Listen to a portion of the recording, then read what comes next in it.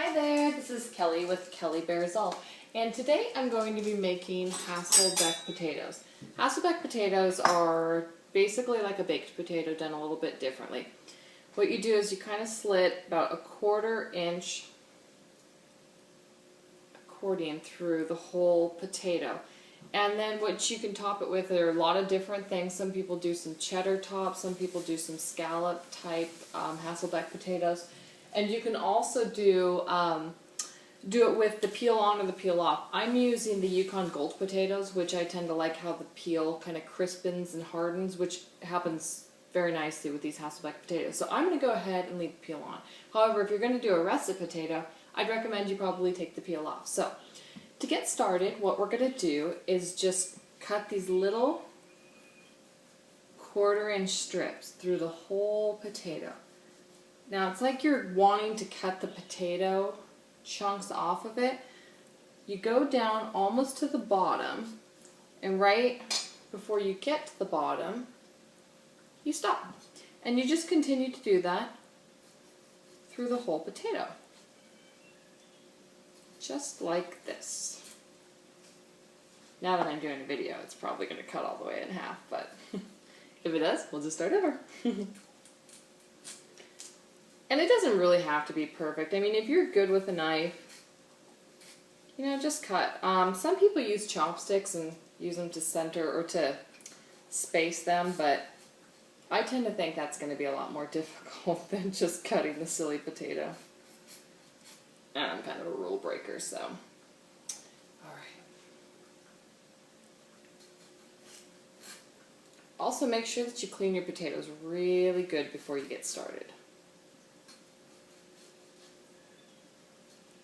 Alright, so as you can see, kind of just cut into it, you know, maybe 10-15 different times.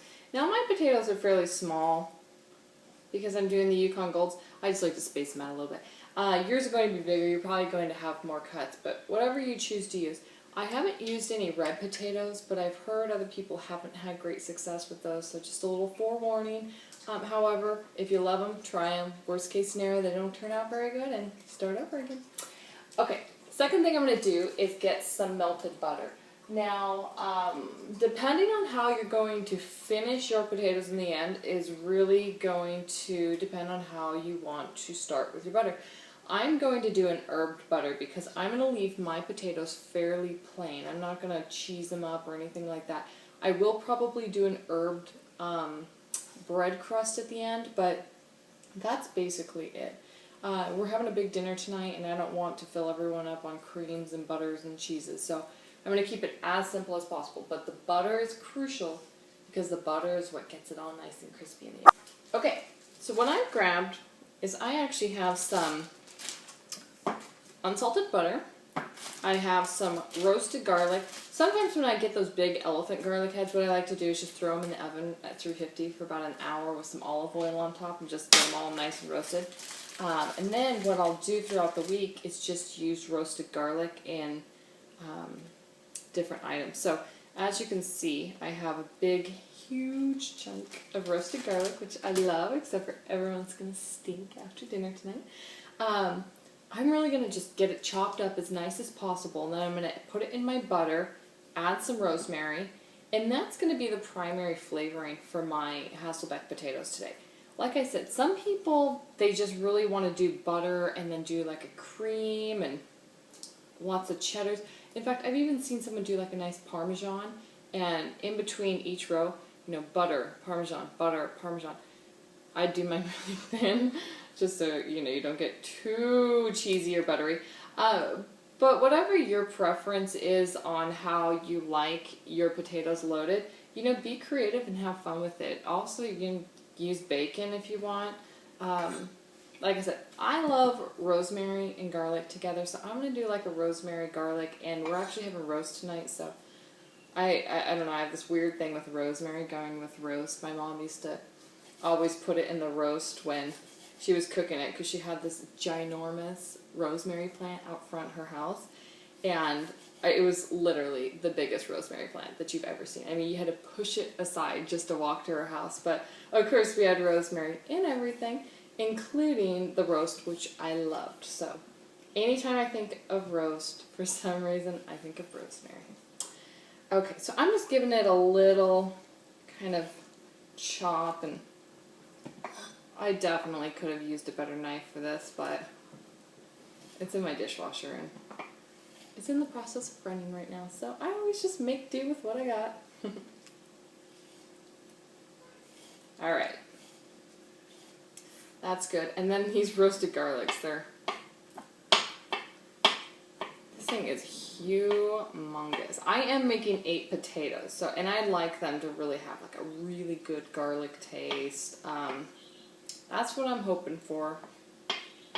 And I couldn't imagine with all this roasted garlic, it's not going to deliver on that promise. Alright. And who doesn't like garlic anyway, right?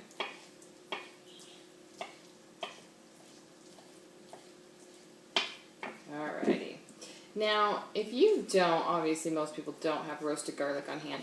So what you could also do is pan roast it if you really want to. Or just chop fresh garlic, and when I'm going to microwave all this together, so when you microwave it, it'll kind of, warm up the aroma and give it a nice, really fresh, garlicky taste. So, let me get a bowl. And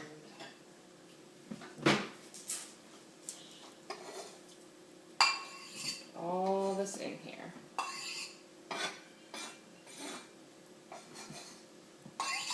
Oh, and by the way, you want to start your oven at 425.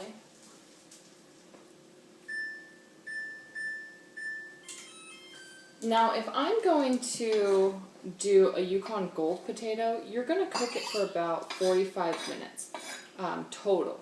So when you get to the 40-minute mark, or even the 35-minute mark, with what I'm doing, because I'm going to put the breadcrumbs on top, that's when you can kind of pull them out for a minute, decorate them up, and stick them back in the oven. So if you're going to do cheddar, I would probably take them out at about 30 minutes. If you're doing the Yukon Golds. Now, if you're doing the russets, of course, take them out at 45 minutes and then put them in for 60 minutes. Because they're just bigger, they need more to cook. And you have to remember, the whole point is to get that nice, crispy edge on it. And that's what the bacon's going to do. And the last thing you want is a crispy edge in a raw center. That's not good for anyone. But feel free to practice, do some different things. And I don't think there's any one possible way that you could even mess up this potato. It's so delicious. But there are going to be some that turn out better than others. And you can always let everybody else decide. Okay, so I'm going to put it in the microwave for about, these crazy garlic fingers. I'm going to put it in the microwave for about 30 seconds. That should be about enough.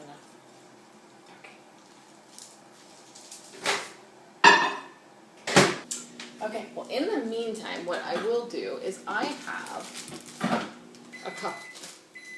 I don't think it's done yet.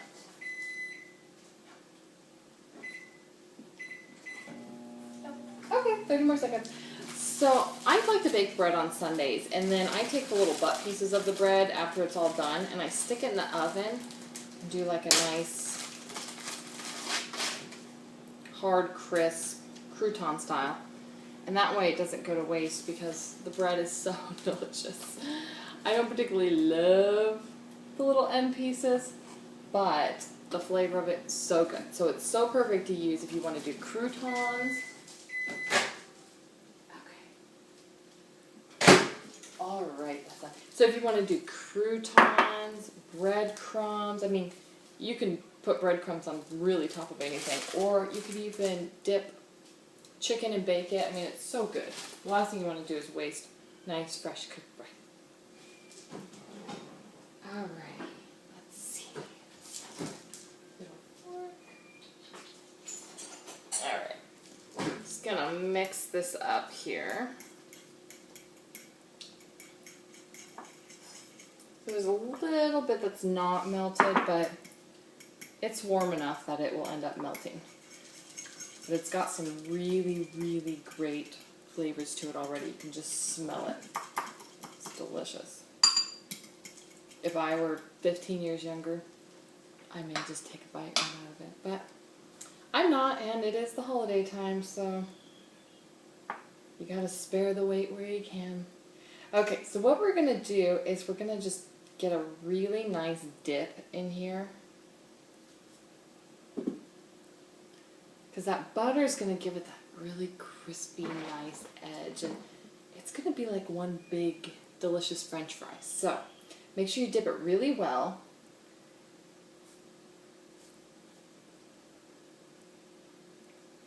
Get the edge. Okay, one sec.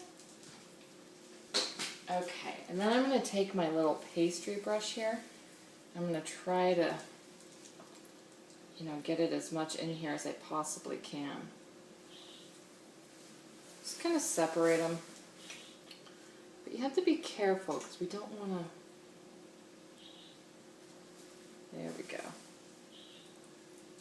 And it doesn't have to be perfect. I mean, we just want to get a little bit in there if we can because that's got all the good flavoring. And when it bakes, you're going to notice it separates a lot more. So we'll do another nice butter run through before it's done baking. All right. So I'd say that one's pretty good to go. Okay. Now as you can see, I got all 8 potatoes done. I took the time to open them up and fill them with that garlic and the butter and the rosemary. So now what I'm going to do is I'm going to pop them in the oven for 40 minutes. And get them all baked. Okay, so I took the Hasselback potatoes out, and they are all finished. At one point, about 10 minutes ago, I did take them out, put a little bit more butter on them, just so that they can crispen up a little bit more. But as you can see, they've spread apart nicely, and they were super easy. So anyway, that's it for Kelli Bears All. Thank you so much for watching.